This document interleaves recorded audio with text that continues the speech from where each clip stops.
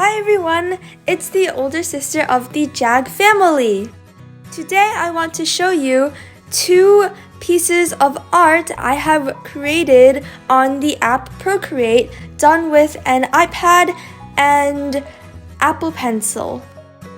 I use the iPad Pro and Apple Pencil Generation 2.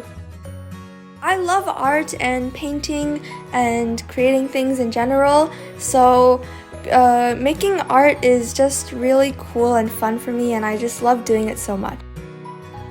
So here I am painting a cake. I am following a tutorial from Brush. This cake was one of my first Procreate paintings that I have ever drawn. I drew this about 2 or so years ago. At the time, Procreate was still something very new for me, and I was still learning how to use it and all the gestures and stuff. If I were to redraw this today, I think it would have taken me a lot less time, because at the time I was just learning the ropes, just finding out what does this do, and what does that do, and what does this brush do, and so on. So while following this tutorial, I unfortunately wasn't able to buy Brush's her brushes, so I had to find many brushes that Procreate had to replace the brush. At the time, I didn't really know about palettes or different brushes besides the Procreate original ones.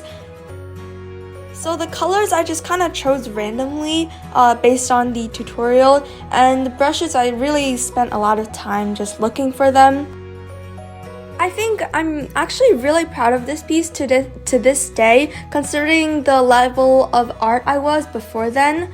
But I think this piece definitely came out pretty good and kind of met my expectations, so this is one of my most proud pieces of art.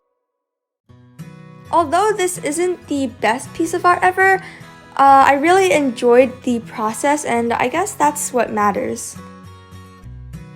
It was really cool exploring different textures and different ways to apply the brush strokes, so I think I really learned a lot in that tutorial.